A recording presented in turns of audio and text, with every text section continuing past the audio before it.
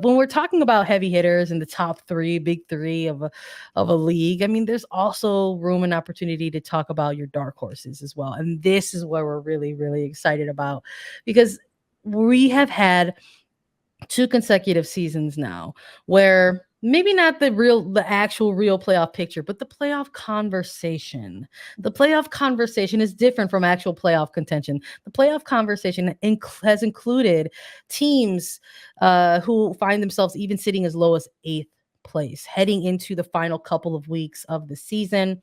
I know people had a good chuckle or two with, I think, during that final match week with Angel City. It's like they could still get in it. They just got to score like 17 goals against Chicago. It's anything is possible. So, conversation versus contention is really two different things, but I think that's where a lot of the fun lies, right?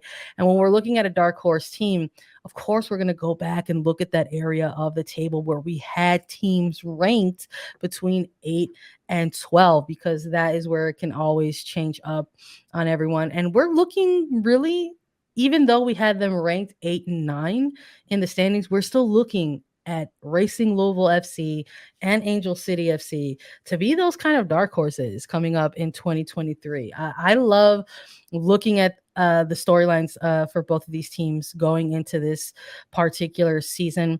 It makes me do the hand rub. It's like, oh, I just can't wait to see these teams get out there. I think when you're looking at Angel City, you have a number of kind of comeback storylines for this team. Yeah. Whether it's somebody like who's everyone's keeping an eye on the progress of Kristen Press and like her return, but Sydney LaRue is someone else that this franchise is going to rely upon and hope that she gets on a hot scoring streak sooner rather than later. Somebody like Sarah Gordon, who is making her return as well to this team. There's a number of players here that it just has that kind of energy where it's just like, once we get going, just you wait. Just you wait. So I'm very excited to see where this Angel City team goes. But I'm also equally as excited for Racing Louisville, because we talked about this team in their preview in terms of the teams who were making moves. And I think alongside Kansas City Current, we're looking at Racing Louisville and all these pieces that they added as well. They've got a ton of great international pieces on their roster. And I'm very excited to see what year 2 under Kim Bjorkgren looks like compared to year 1, because we had a lot of question marks. We were like, what's going on here? What's happening? What is this coaching staff presenting to this team? We don't know where it's going. And it's already looking or feeling a little bit different in year 2 with the addition of Bev Yanez on that coaching staff. Yeah, Bev Yanez is a massive piece that Kim Bjorkgren added to his coaching staff. I mean, already on Racing Louisville social, we're seeing Bev Yanez stepping into the drills and training and playing, just helping the team level up. And that's what Bev Yanez can bring. And then her mindset, her understanding of the game, her ability to coach and develop players, that's going to be massive for Racing Louisville this year. And I think that this is a team that fans cannot sleep on. Racing Louisville, they've got this edge to them. As you talked about, all the different international players that they have brought into this roster is going to give them such a flair.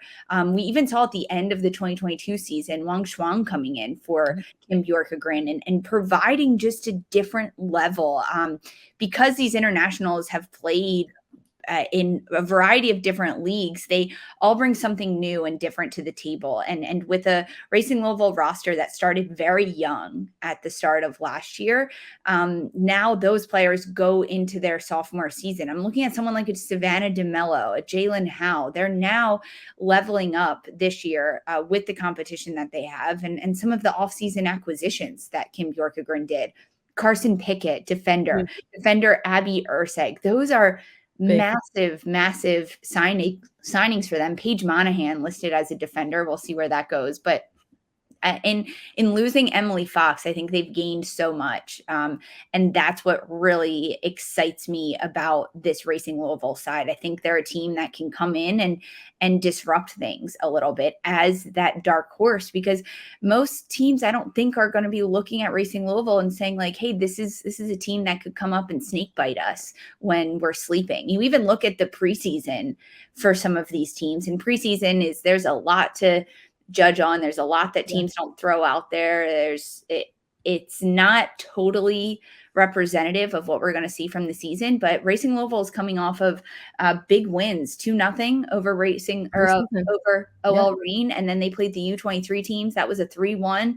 That Racing Louisville scored 3 goals in the first half. So I think that's something that's very positive to me. And just 2 yeah. games over a stretch of a couple days, Racing Louisville was able to find the back of the net 5 different times, and with a lot of their young goal scorers, because that's where Racing Louisville lacked last year. They Yeah. couldn't find the back of the net at all. And the fact that it's something they've been working on and they've already done that and turned the page makes me excited for Racing Louisville this year and kind of what they can bring to the table and what they can bring to the NWSL as a dark horse team.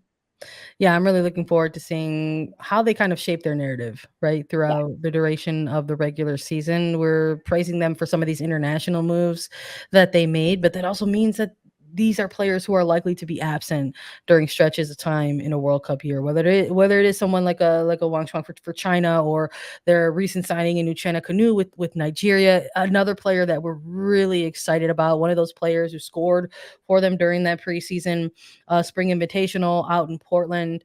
And also kind of a smart move. I mean, we talked about when they made that move, it was with Tigres Femenil. So they got a really prolific goal scorer in Canoe to add to Racing Louisville, but they sent their draft pick, Riley Tanner, out Oh, to no. Tigres Femenil. And Tanner already scored out there. So it's, or excuse me, not Riley Tanner, Riley Madeline Parker scored out there with Tigres Femenil already. So it's like they made this move with also like an eye on the future, because eventually that loan is going to end and maybe they're going to have somebody return in Riley Parker to come on back and contribute right away to this Racing Louisville side. So I'm eager to see where this team lies in the conversation of something like the playoffs, right? Contention is different. We already set that up, but the conversation is always a lot of fun.